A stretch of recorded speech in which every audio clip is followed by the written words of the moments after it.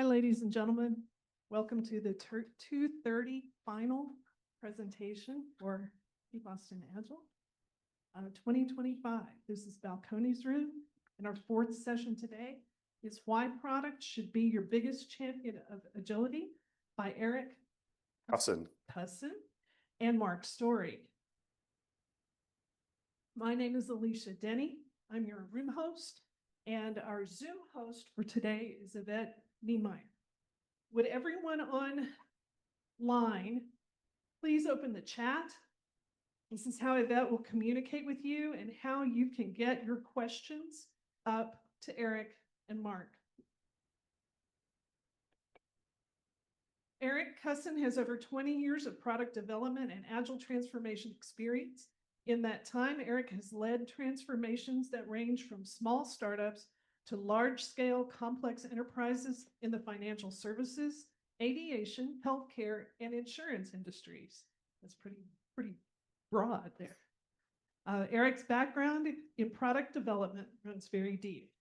Marc Story is a passionate, forward-thinking executive and evangelist of finding better ways to work with a track record of delivering innovative solutions for crucial business problems at all levels of an organization.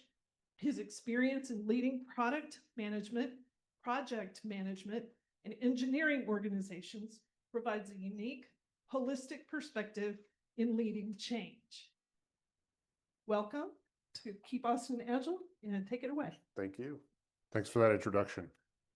So we're going to tell you a story here that's not necessarily as great as a lot of people come in and they tell you success stories. This is not that. This is a disaster movie, but hopefully it has a happy ending as we go through this. So we're going to kind of do what we can to convey some of the lessons that Eric and I have learned in many years of working together. And so just before we proceed, who has used audiobooks? Everybody likes, okay. This is a story about audiobooks. So this is a little bit of a dramatic picture here, but it's going to work. So this happened quite a long time ago, 20 some years ago, when audiobooks first started to become popular. People had iPods, and then many other manufacturers responded to the idea of iPods with creating their own MP3 players. So this is just a proliferation of these things. And this is the industry that we worked in at the time. We served the library industry. They're very interested, still are very interested in audiobooks. And then this guy. Marc, before we get any further, let me talk a little bit about the problem and share some of what we were thinking about as we were reflecting back on this story. And so the whole premise of this is products should be running your agile ways of working. They should be driving the need for agility. The fact that that is rarely the case is a problem. So why is that a problem? Why should you even care about that? What's the big deal? IT generally runs these things, and IT really only exists in service of the business, in service of a product or a service. So if IT is running the way that things are working, it's a bit of the inmates running the asylum kind of effect. And product often resists when IT is running it because product doesn't really want to be told what to do. They want to, they have their ways of working. IT has their ways of working. And so when IT is running it, we often see out in the field as we're coaching that product is resistant to these ways of working. Also, left in a silo, product will often focus on the how instead of the what. And so with the right prompts, though, and collaborating with IT, I think product can be really good at describing the problem, which is the what. IT is really good at engineering solutions, so they can develop the how. And those two collaborating together is the why. And that helps with prioritization of whatever it is that we're working on and building. Couple of other things. Thinking about an agile transformation and all the things that you're doing, there's a lot of cost to that. So you've got different roles, different tools, all these things. And when IT is driving, which is a cost center, you are adding additional cost as you want to go do this agile transformation. So the lens on that is, well, we're adding even more cost to something that's already expensive. If product is driving the need for agility and agile ways of working, the cost doesn't necessarily change. However, the mindset and the thinking about how you are rationalizing those costs is an investment in the product, service, reducing your cost of goods sold or whatever, increasing quality, customer satisfaction, whatever those things are, you can start to rationalize the cost of doing these things toward the benefits that you're gaining on the product side. And we're really good. We've been doing software. We collectively have all been doing software development for a long time. So we're pretty good at it. We can build things. We can build things fairly rapidly, but we can also build things that don't actually solve a customer need.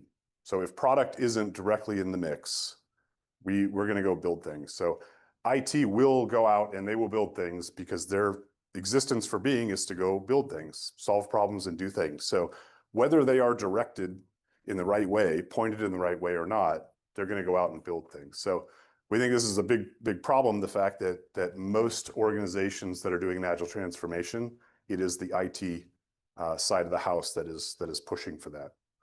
So I'll turn it back over to you for the audiobook piece of this. Thanks for setting that up.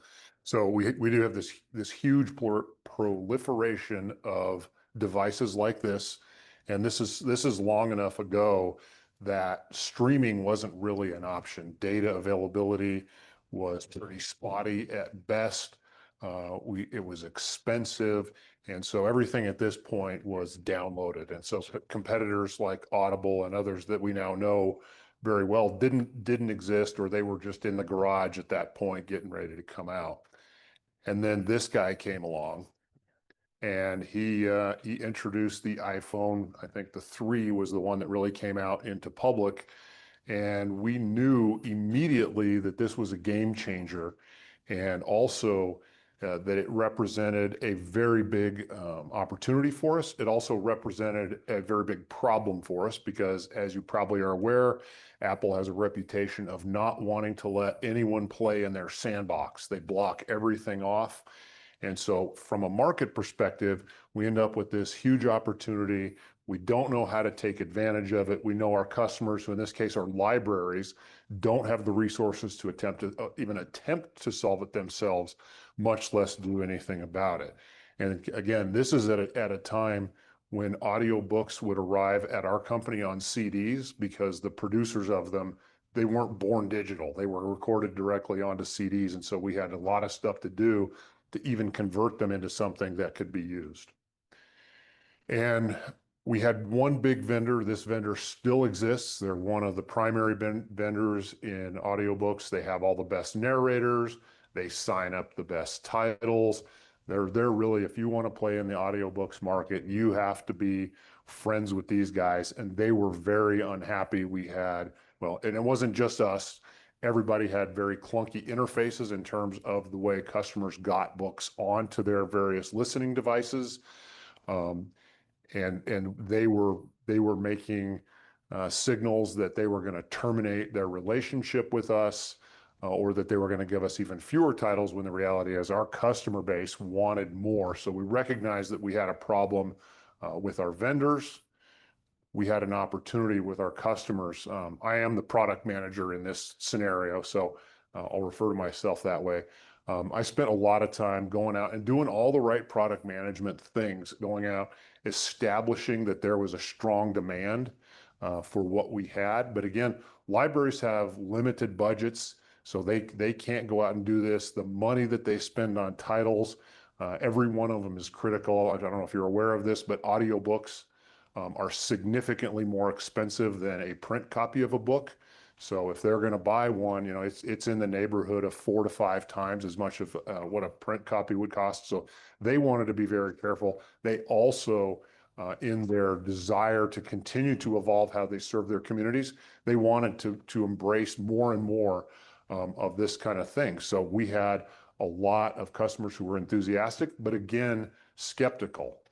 And then I come up, I'm this guy. Hey, I have an idea. I know how to solve this. We can create a solution that will work for all of the devices. Grab my notes here real quick. So as we worked through this, we wanted to be the first ones, and we definitely had the opportunity to be the first ones to market with something that would work on the iPhone. We talked to both the vendor that's in question. We talked to the libraries. They were all, yep, we'll do it. That works for us.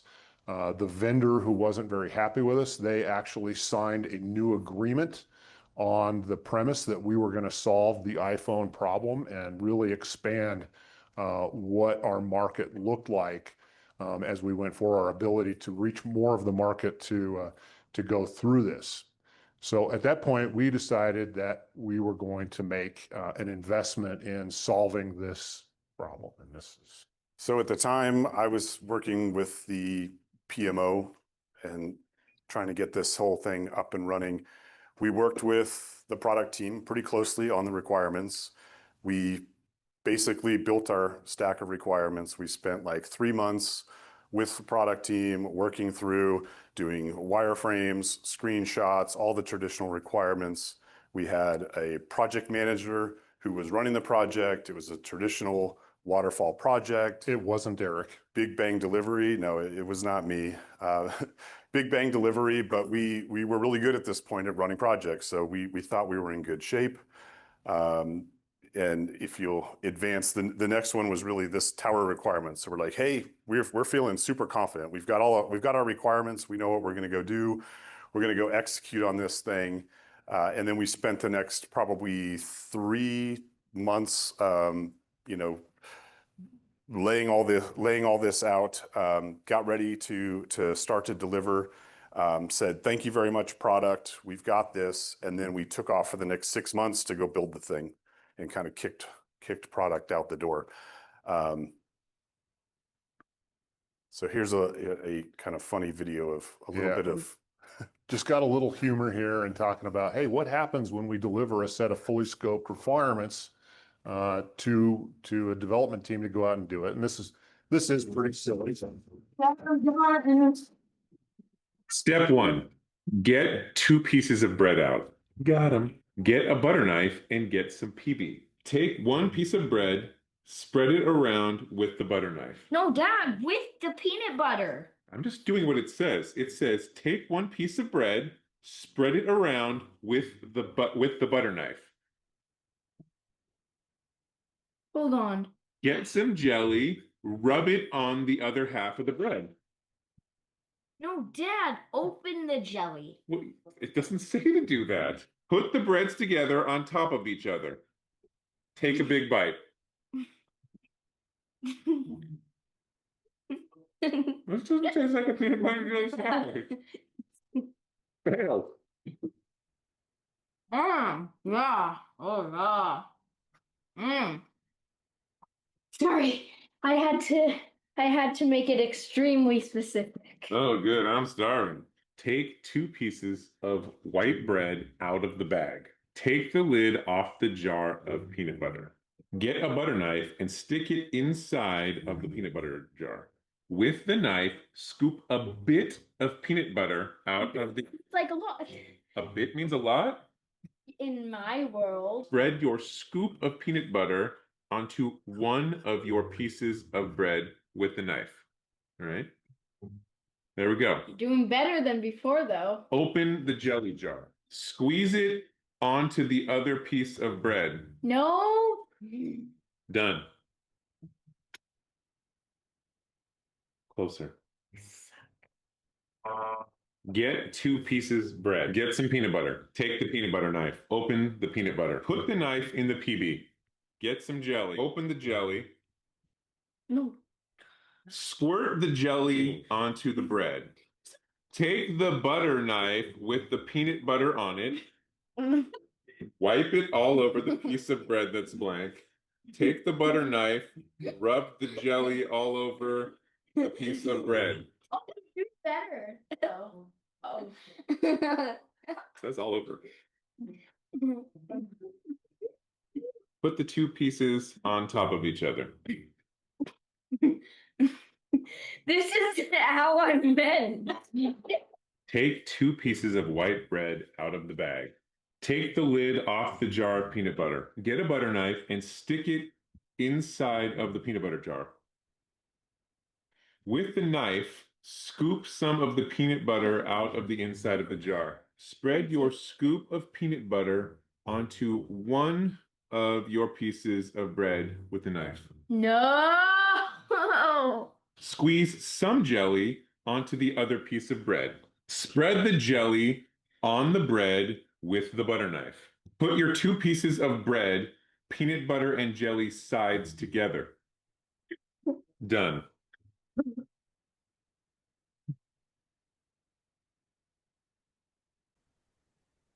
All right, so as much fun as that is to watch, oh, I did that.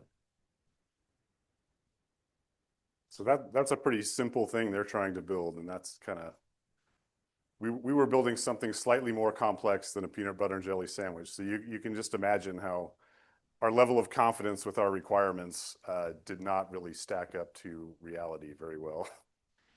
Yeah. So as we move through this, I would have just about killed to be in those kids' position to see what the development team was doing, but I didn't get to because the project manager who was running this wanted to keep them focused, wanted to keep me out of their business. But what do you think? What kind of responses do you guys think I got from the project manager about what was happening? Everything green all the way through. So I sit here and I think we generated all these with AI, but I thought this one came out pretty good where it showed me frazzled and not knowing what was going on. And this went on. So yeah, we had about 6 months of sequestered, from product development. We did, all of the normal things we did back then in the waterfall days. We had no early integrations. We had no demos with product. We weren't validating assumptions. There was no feedback loops. We weren't going through and eliminating risks along the way. So all of the risk stacked up to the end of the project. And eventually, though, we did deliver the requirements. So, pat ourselves on the back. We delivered a thing. We did it. And product, here you go. And boy, was it great. This is what Canva thinks a giant platypus looks like. But it was complete. And this was the worst part of this. The team that built this was thrilled. They thought they did a magnificent job. I looked at it and I knew immediately that we had missed because what they built required a piece of software be installed on a library computer. And that is an absolute non-starter. Nobody was going to go with that. So this is what I looked like that day when I thought I was headed home to tell my wife that I was getting fired, or I had been fired from my job. This is just absolute despair. What are we going to do? We missed everything that we wanted to do. All that time, when that time was passing, we were stagnant in the market. Our customers were like, hey, why aren't you bringing out new things? Because we had about 75% of all of our development capacity committed to this one thing. And that left us only with the ability to do maintenance things. So our downloadable ebooks didn't do anything during that time. A lot of our business was to academic institutions. In fact, UT, it was one of our bigger customers at the time. And we just sat there for 6 months, not doing anything, but hey, we've got this great new thing coming out. And so the company had made an enormous investment decision in this when we were going along through this program. And that's at the point where Eric goes and becomes the hero. Yeah, I tried anyway. I did not have a cape, but we looked around at what happened. And so we delivered this thing that didn't solve the actual problem. And I'm thinking, well, we had a project plan. We followed the project. We actually delivered it on time. We fulfilled the requirements that we thought were the right requirements. So what's going on? There's got to be a better way. So this is many years ago. And so I had been hearing about Agile, hearing about Scrum, and thinking, okay, well, maybe there's a better way. Maybe there's something different. Let's try this. There's got to be some better way to bring product in and collaborate. So I ran out, got my CSM, got all excited about Scrum, came back. This is a relatively small company. It was like 50 people. So convinced my boss, hey, I'm going to train everybody on Scrum. We're going to do this thing. We're going to fix this problem that we have. So he's like, well, we couldn't do any worse than we are right now. So go ahead. So I went out, trained everybody. This is what Scrum looks like, naively now looking back on that as literally the day after getting my CSM, trying to go do this transformation and training everybody on this. Like, kind of, well, I have no idea what I was thinking. But it actually worked. So we went out, we trained everybody up. We formed Scrum teams. We brought product in, we figured how can we do this without product having to operate in a silo. We started working through that, started doing all of our sprints and everything. We worked through for about the next month with product to solve all these problems that came up. So we ramped up our feedback loops. We were validating things really quickly.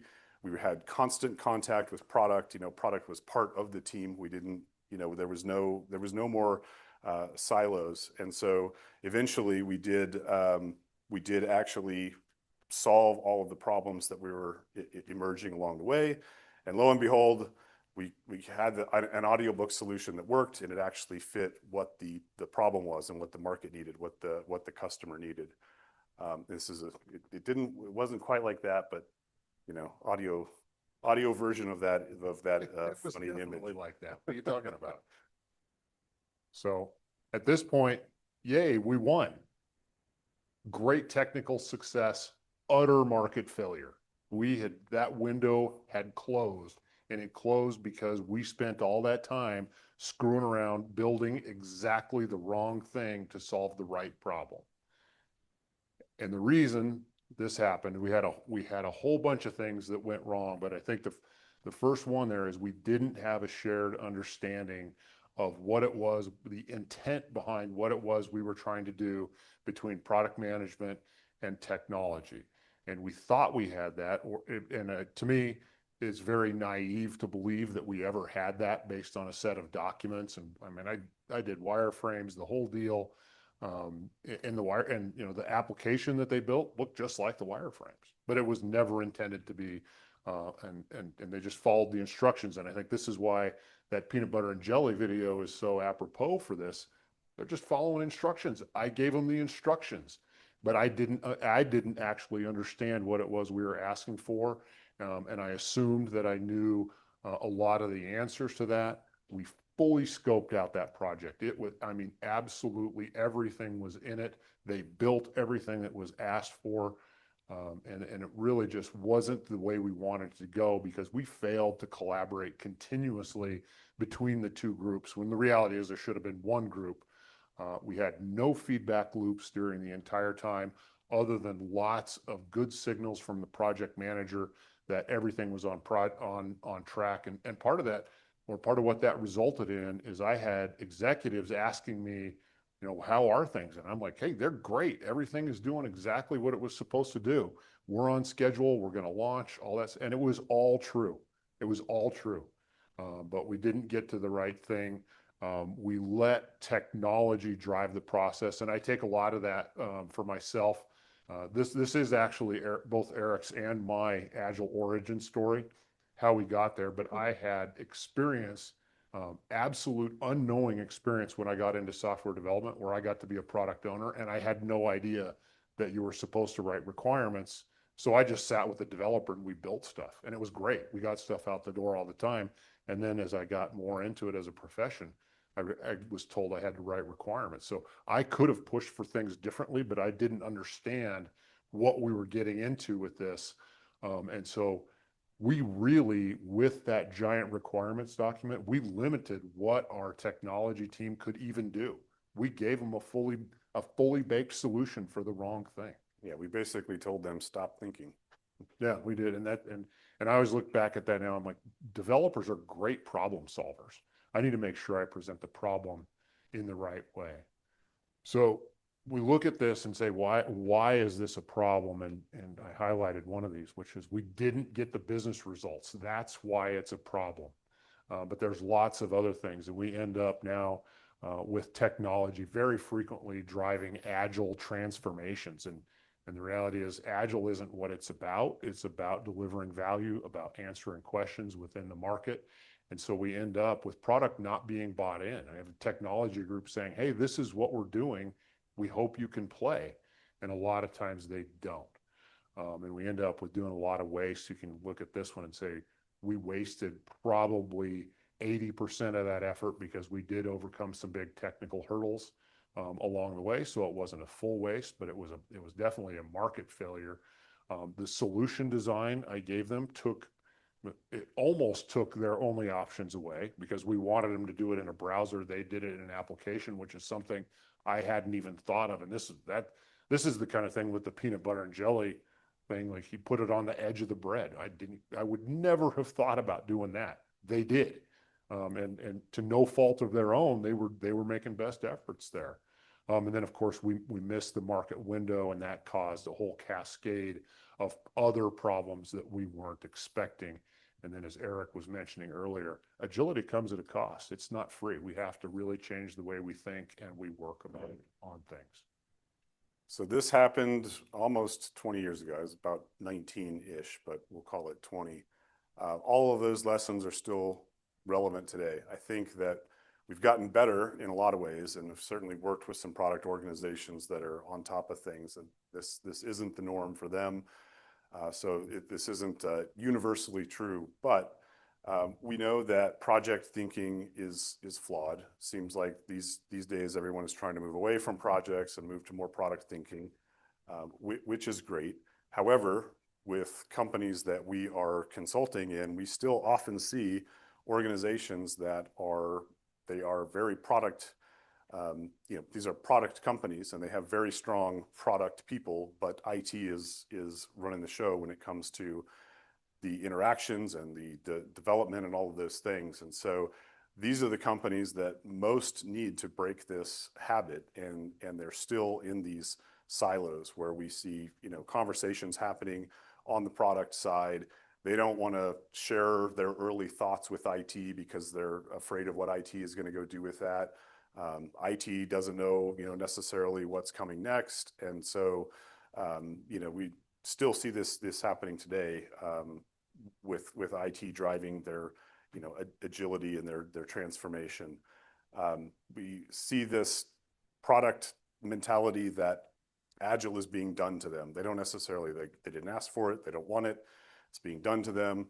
And it's all of the Agile process and jargon and roles and different things like that to people on the product side, on the business side, doesn't mean as much to them. And so they're hearing these things and they're forming these ideas in their mind about what is this Agile thing that they're doing and why should I care? And it's not immediately relevant or obvious to them how this is a good thing. It should be in service of what they're doing. Everything that Agile is trying to do is not only for IT, it's for the resilience of the business. It's for a more holistic result and outcome for everybody. But that doesn't come across when you start talking to people about daily stand-ups or burn down charts or something like that. To somebody who's on the outside of that, it just sounds like, what is all that? And so without understanding that, then of course product is going to understandably push back on that. And we still often see these silos that are very, very rigid. And the only thing that breaks down the silo between the product side of the house and IT is when there is some sort of, when the process allows them or forces them into the room to talk. And so why is the process forcing them into the room to talk, to do a demo or to come to some planning event or something like that and share context, and it's less frequent than it needs to be? Why aren't we just having the conversations in real time and as things come up, as they emerge? So our hypothesis around this is that if product asks the right questions, and this is said about technology, but if product asks the right questions of their delivery group, it's going to force Agile processes to happen in the background. And the reality is, as a product manager, I don't care about Agile. And so we have technology groups trying to sell Agile as a product to product that they don't even know they have a need for. What they have a need for is they need answers. What I really had was a technical question of, can we put an audiobook on an iPhone in one click? And so if I had, what do you guys think would have happened if I would have posed this question instead of presenting a set of requirements to that group? What would our developers have done with this, do you think? And I'm not asking rhetorically. I actually want to hear what people think.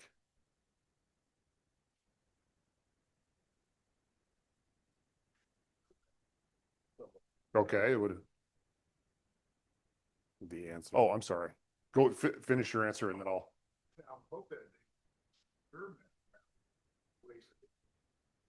Okay, so Tom thinks they would maybe experiment around what it was they would do. Any other thoughts? Would we have built a complete product? No. Do you think maybe we would have made a very different investment decision up front? Like, hey, let's see if we can solve that one technical hurdle and then figure out what we can do next. So this really, for us, it certainly would have been a big game changer in terms of the way we addressed that problem, and it certainly would have led to a different market outcome.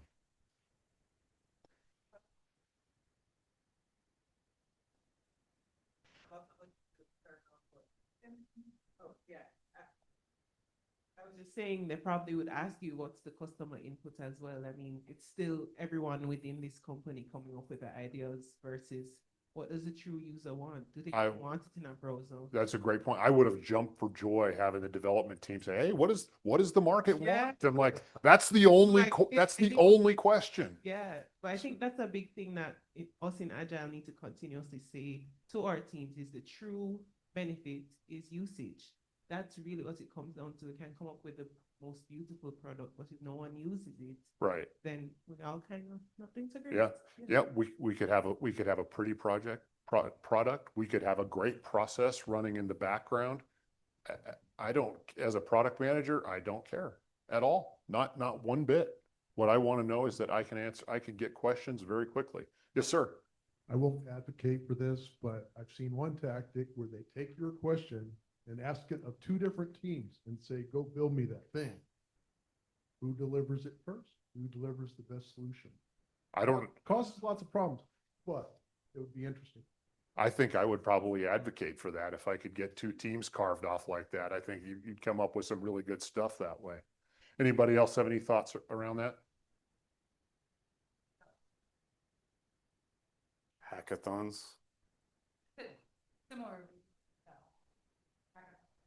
Yeah, hackathons are a great way to try and take on some thorny problem that you don't know if you can solve or not. Yeah, it's great because they're time bound. So run the experiments quick. Learn fast. Don't draw these things out forever in these multi-month investigation of things.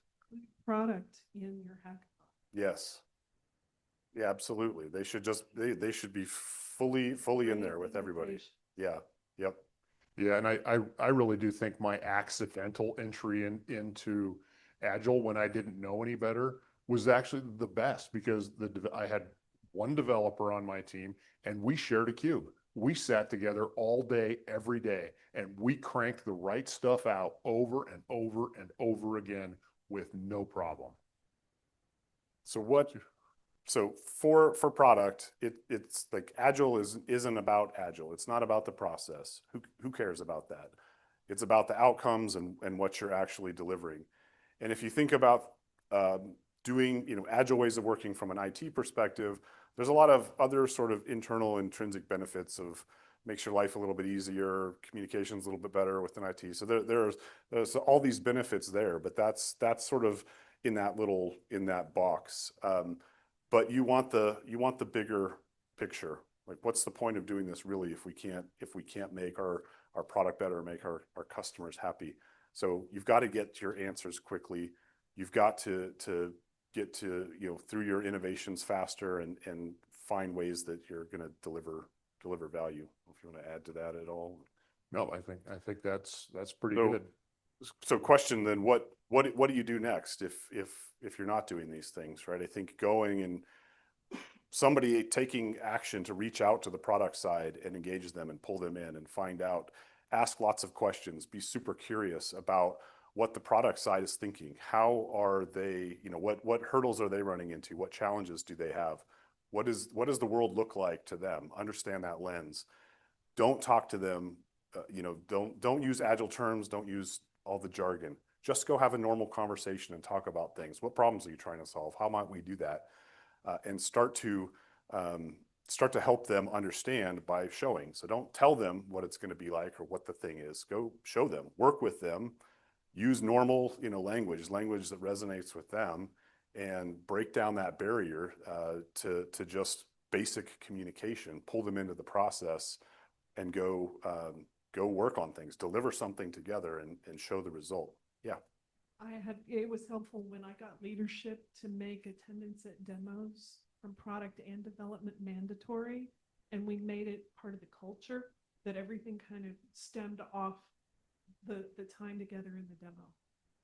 Yeah, and I think that that's a great point. And in demos, I often, well, I have seen couple, I mean, they range pretty widely, but on the unhealthy side, I see, well, we're doing a demo, product is invited, and we're ticking the box. We showed the thing, and that's it. They show it, and they move on. Okay, next demo, show the next thing, the next thing, the next thing. And then product leaves the room, and they're like, okay, well, there was a bunch of things there. Instead of prepping them beforehand to say, you're part of the conversation, we're gonna ask you for input and feedback, do the demo, and then have a conversation. What did you see? What were you surprised by? Is there, you know, like, what have you learned? Where are we off the mark? And then use the demo to have a conversation instead of using the demo to tick the box that, yep, we're Agile, so we do demos. Changes everything. Yeah, and then there are a couple things here that I didn't put on the slide because there may be things that are big and scary, but I've worked in a lot of very large companies, and at best, they have a very loose product definition. So how do you manage a product that isn't clearly defined and have boundaries? And then the other one is even more of a radical idea, which would be reorganize so that the developers that build the product report to product. Then you're kind of on the same team whether you like it or not. Moving people's cheese, that gets scary for a lot of people. So that's actually the end. So question, we like abrupt endings. Question though for the group is, has anybody been part of an Agile transformation that was actually initiated and led by a product team? Anyone? Not a hand goes up. I've been doing this for a very long time, and I have never experienced that. Do you have a client that we're talking to now that is actually being led by product? So if that happens, that will be the first one. So that will also be the first one for me. I've not actually heard of it happening, much less witness it. Questions, comments?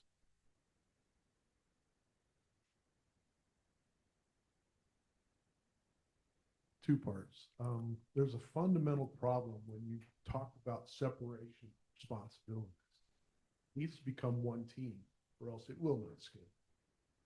But my question is, and you kind of hinted at this, instead of requirements, what are your tactics to? If you ask a question, what else do you get the right product? So beyond asking the question, I think to me it's a continuous question. If we like with the situation that we're dealing with, can we move an audio book and the digital rights management that go with it? If we can answer that, then we can just then we can ask another question and sequentially build up the value toward where we have a solution versus assuming a lot of things, which in hindsight, I had no business assuming whatsoever. And yet it became baked in, signed in blood by everybody in the company, essentially, that these are the right answers. These are the things that we need to understand with the product. Yeah, I would also say that there's a tendency to gravitate toward what we think the solution is, wherever that's coming from, whether that's product or IT. Like, hey, we want to go do this thing and we think we know what the answer is, and we go down that road. Instead of saying, what are the possibilities?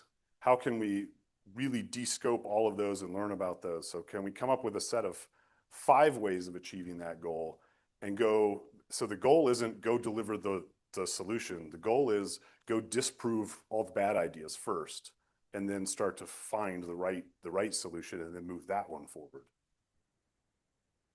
Yep, and I spend a lot of time working with product people, and they'll go out and describe things. Oh, Salesforce needs to do this, and ServiceNow needs to do this, and our application needs to do that. And I try and get that thinking out of them completely. I don't want them to ever talk about what a system needs to do. I want to know that a ticket needs to be created when some certain action happens, because they can give that to their development teams, and then their development teams can figure out what systems need to be changed, how their systems need to be changed. So, you know, I frequently, and I think Eric probably would echo this, is I teach people never to talk about how, only the what and why. That's it. Don't go any further than what and why. Let everybody else figure that out. Let the people whose jobs that is figure that stuff out. So my question is more about the current market, where a lot of the challenges we're talking about is taking some of these legacy businesses and making them agile and keeping them agile. I'm finding that a lot of the clients or companies are regressing a bit. Like there's always a regression. For example, okay, there might be or 100% recession. So we need to strengthen the core business, which means maybe not so much investment in new product exploration or investments or new features. My question is, are you always also seeing that? Are you also seeing where people are starting to, once again, just because of the human nature, maybe try and batten down and figure out, okay, how can we stick to what we know and keep making money, but not necessarily investing in the product space? Well, my short answer to that would be, yeah. I mean, we do see lots of cyclical things. So you get really good, you sort of start to take it for granted, and then things kind of backslide. You fall into bad habits, but there's lots of different reasons why that might happen. And this is why really becoming a resilient, agile organization is tough and it takes a long-term view and sustained effort. And the effort, the focus of the effort may need to move periodically, but there's always got to be some deliberate, intentional effort to go figure out where's there friction in the organization and how do you remove that. So it could also be things like leadership changes. So these things typically require really strong leadership to help guide why are we doing this and why are we spending all this time and effort, and we need people to get on board with doing it. That leader may move on or gets promoted or whatever. Somebody else steps in who has a different mindset, and that can shift things. So the challenge is, how do you, like, this isn't a process problem, this is a people problem. So how do you fix that? Well, I don't know that you can ever fix it and say we're done. That's why this is this ongoing thing, and you've got to bake it into the DNA of the company, which at scale for enterprises is super challenging. But I think the best thing you can do is have areas where you've got clear successes that you can point people to and remind them things can work better. Remember that time we did this thing, or we just had this problem? Maybe we should take some of that over here and do it in this part of the enterprise. I don't know if you had. Yeah, I think that's fair. I also think that in times like this, companies may choose to invest less in innovative things, but that probably also means that they're looking at cost savings. So you might see the investment shift from new products into making existing products more profitable by automating things and going down that road. And I think the same problem in how you present that problem to whoever's going to develop it, it's the same. It doesn't matter if it's innovative or if they're just cleaning something up from before. Make sure you're clear on what your intent, that what and why is, and let them solve how. Any other questions? Sure. Got a mic right behind you. Just have a comment. It was funny to watch you talking about problems 20 years ago, 25 years ago. And I look at the list and I'm thinking, I still have the same. They're today's problems, aren't they? Today's problems. Yep. I mean, then thinking about product has evolved. We don't do product the same way we did it 25 years ago. Mm-hmm. Neither software development. Agile is what, 24 years old? 20. Agile is like something like that. 20. You remember? I think it was 2001. Yeah. So and still, 20 years in the making, and we still have the same issues, right? Yep. I'm a Scrum Master. I work as an IT project manager. I spend more time with products, just trying to bring them into the line of, the thought process, the collaboration, and so on. I spend more time with product than with that still today. And I never get to comprehend or understand what's behind that mentality. Right. Sometimes I think is a lot of people with tenure, high levels of product that do not understand really product development today, and they still instill those ideas, old ideas, into new product owners. Right. So it's like bringing a new way of working into an old structure, and those two kind of like, Yeah. I don't know. I think that's pretty fair, and you're right that we don't do product management or software development the same way we did 25 years ago. I actually think they're pretty much one and the same at this point. They're very, I think for most of us, it's very rare that there is some delineation between those two things. But we still organizationally and responsibility wise, we still have a division. But the reality is, product management and software development are, it's not even fair to say hand in hand. They're hugging. I don't even know where they should be. I don't even know quite what words to put around that. There's no difference between the two. Yeah, there's some mental block somewhere that's preventing us from. But I think it's interesting because we think about if we're agile coaches, if we're scrum masters, if we're just agile advocates, we're not doing something right. And that bothers me tremendously that we've been banging on this problem for so long and we still can't get product to engage in a way that will benefit them. Yeah, and this whole thing is for their benefit. Yep. They are the beneficiary if we get good results. Yep. So one of the common challenges I see, I agree with you fully where product management needs to provide the why and the what and not the how. Mhm.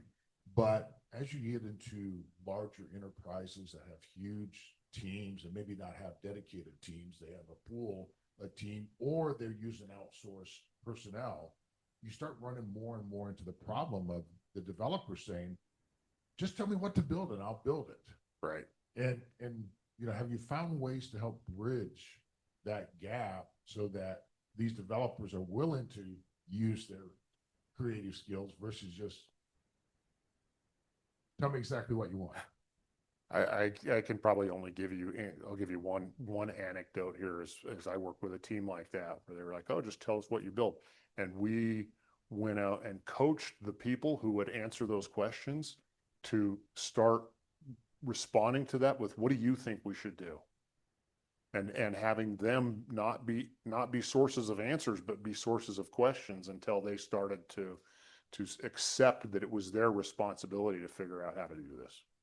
Yeah, I would add to that and say that in situations like that, I think the fact that they just want to be told what to do is the result of some other. It's a symptom of a different problem, right? And that is they you know, priorities are constantly changing, or you know, they're not getting, the direction isn't clear, or they're not allowed to go present their ideas and do things, or even the product owners that they're working with might be, you know, hard to understand. They're not good at articulating the problems that they're trying to solve, or the product owners haven't been empowered to make fast decisions.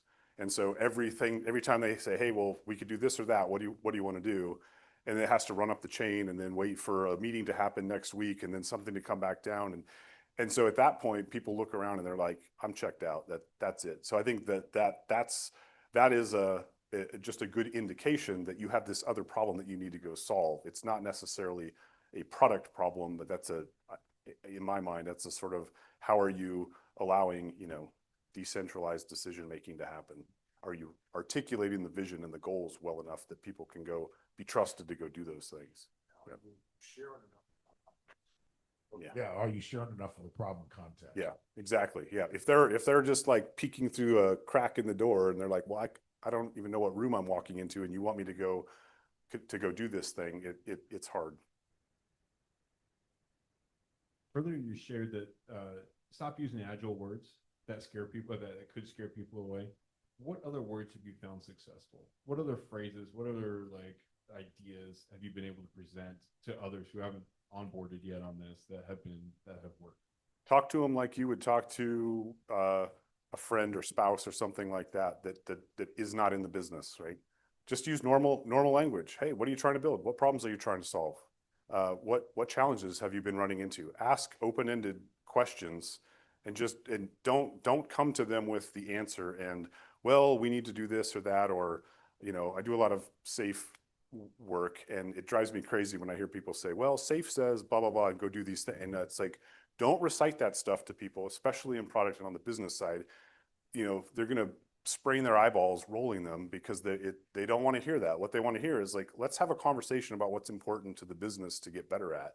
And if you just show up and have a normal conversation like you would with somebody who's not in the industry, you wouldn't use those words, So just treat it like, talk to them like they're in 7th grade.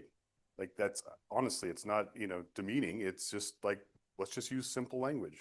Yeah, and I've frequently used it's a sales technique, but you restate what you thought that you heard them say, and then say, so if I could do that for you, would that solve your problem? And then all of a sudden you're really having that conversation about, oh, you understand my problem and you're going to help me solve it. Because you're using their word. Right. Yeah. Right. And that using that technique gets them fired up pretty quickly. Usually they're like, oh, this is somebody who gets me. Okay. Yeah. I want to get things done. This guy knows how to. This is the get stuff done guy. Yeah. Anyone else? So just a little housekeeping thing. If you'll look on the back of your name tag, there is a QR code for surveys. Please take a minute and log in and give some feedback to all of our presenters today. Imagine if you had given presentations and nobody said anything, right? So in the spirit of empathy, let's all make sure we give some feedback. Mark, Eric, thank you so much for coming, for a great presentation.